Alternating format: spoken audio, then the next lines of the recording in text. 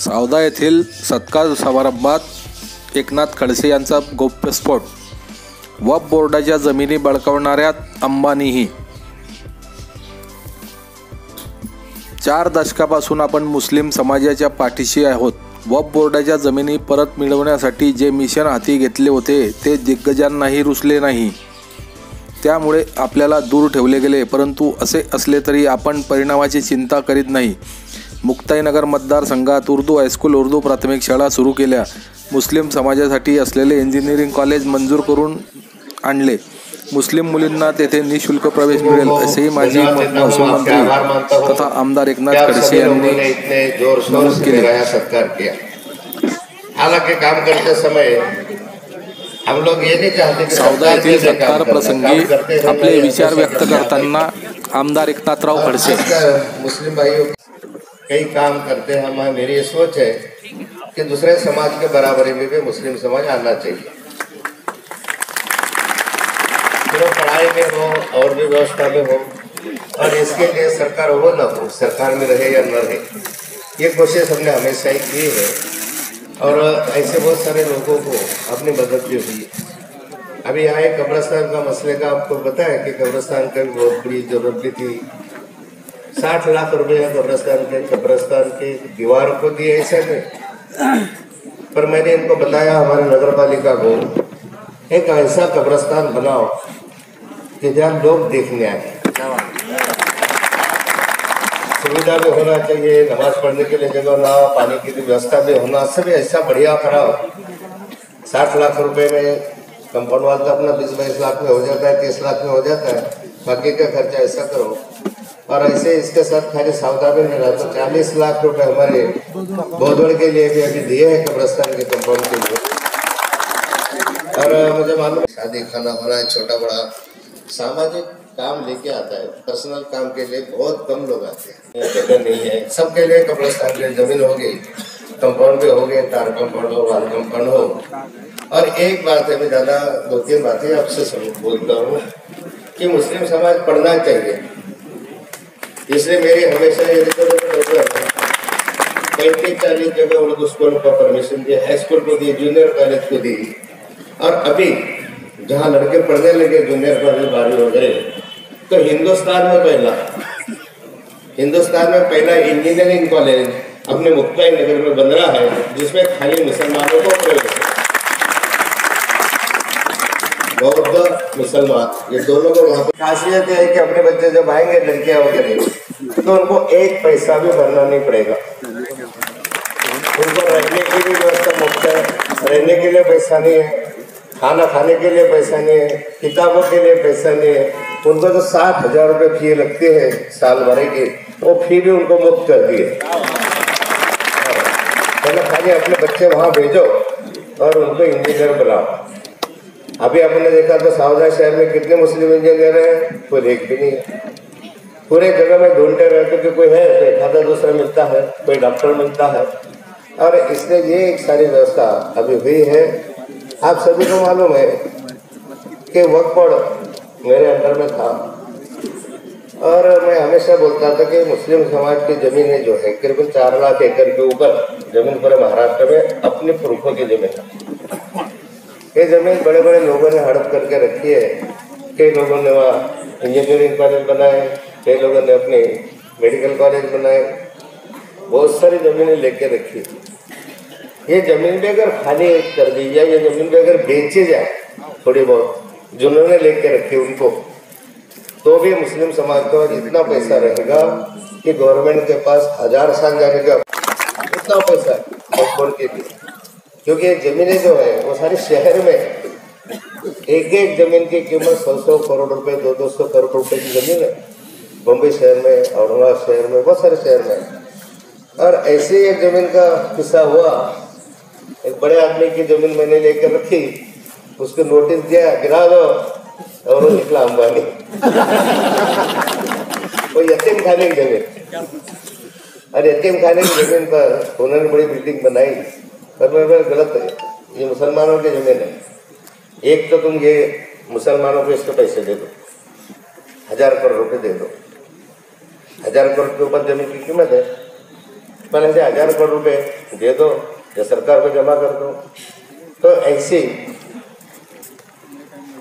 ऐसी बहुत सारी जमीन जो है वो वापस देने के लिए कोशिश की, और उसका अंजाम ये भी हुआ कि हमारे कुछ लोगों को पसंद भी नहीं आया, कुछ लोगों को प्रेशर भी आया। अभी हम लोग जिस जगह बैठे आज यहाँ, ये जमीन भी वक्त की है, ये आप ये वक्त की जमीन। और ऐसे मुसलमानों के कई काम करने की मैंने कोशिश की है। मुझे अच्छा लगता है, अपन मुसलमान करके काम नहीं करते, समाज का एक हिस्सा है जो पिछड़ा हुआ है समाज के। हमारे जो जीआर है ना, हाँ, जीआर के थ्रू ये केस जीत कर जमीन आपकी ये मेरे जीआर था, अपना ही जीआर था, इसलिए जीआर के आधार पर ये जमीन मिली है। ऐसे कई जमीनें मिली, और एक अच्छा लगता है कि अच्छे काम करने का नाम भी लोग लेते हैं, बाद में याद भी करते हैं। देखो, सरकार में आना जाना तो चलता रहता है, मंत्री बनना न बनना ये तो बड़ी होता है। 40 साल की जिंदगी में कई बार मंत्री बना, इस बार बना ऐसा नहीं, पिछले बार भी बना, कई डिपार्टमेंट का मंत्री बना। ये भी मुझे दुख नहीं होता इस बात का कि वो है क्या नहीं है। मुझे मुख्यमंत्री बनेंगे जरूर, मुख्यमंत्री की ख्वाहिश किया, इसलिए तो ये हाल हो गया। ये तो नाथांग ने क्या किया, कोई चोरी की है, कोई बदमाशी की है, कोई लड़की को पकड़ के लाए तो दूसरा बोलता है लेके आओ, ऐसा कुछ किया है, क्या किया। सरकार से बार बार पूछता हूँ हमारे लोगों को से कि हमने क्या गुनाह किया, लोगों को बताओ, क्या परेशान करते हो। पर चलो अपनी यहाँ की बात नहीं है, वो होता है, चलता है, आगे रहेंगे विकास के लिए। और खासकर आज मैं ये हूँ कि अभी मैं आया है, जितने मोहल्ले हैं, जितने छोटे बड़े इतने, उनके लिए आज हम लोगों ने 4 करोड़ रुपए दिए हैं कंक्रीटीकरण के लिए।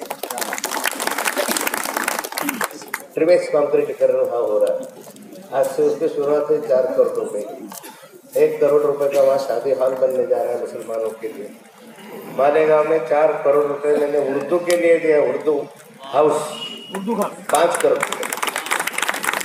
मेरे उसमें हमारे लोग भाई थे उर्दू का मुख्यमंत्री के अध्यक्ष, उनकी ये कल्पना थी कि भाई उर्दू साहित्य जो है, उर्दू के लोग जो है, बहुत सारे शायर आते हैं, और बहुत शायर के अपने लोगों ने, कई लोगों का मैंने सुना कि किताबें लिखी है, बहुत सारी शायरी की पुरानी किताबें हैं, अपने अभी मिर्जा गालिब से लेकर अभी तक कई लोगों ने शायरी की है।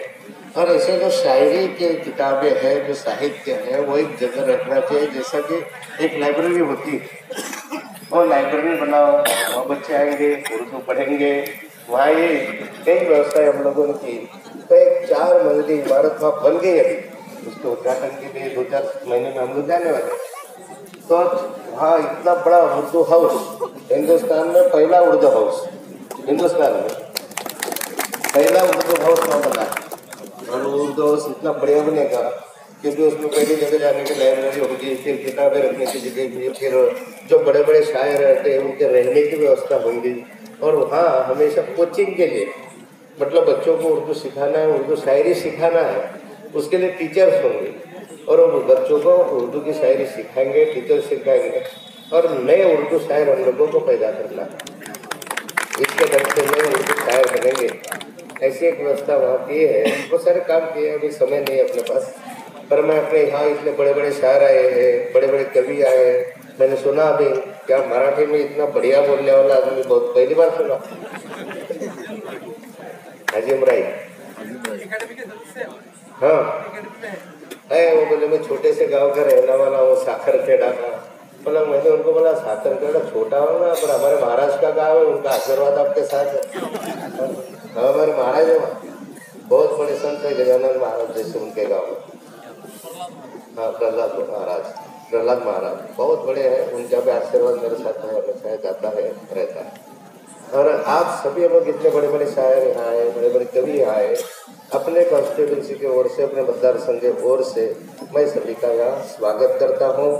और आप सभी को जल्द से जल्द आप लोगों को सुनने के लिए बेताब है, वो आप सुने। मुझे 10 मिनट का काम है, होके मैं फिर सुनने आता हूँ, थोड़ा बैठता हूँ, सुनने जाता हूँ, और आप लोगों में परमिशन देता हूँ, नहीं आऊँगा जरूर, लक्ष्य दे के छुट्टी देते जाने। कल सुबह मेरा 8 बजे 9 बजे से यहाँ प्रोग्राम है, पर मैं आता ना, ऐसा नहीं जाके भाग जाऊंगा ऐसा। धन्यवाद।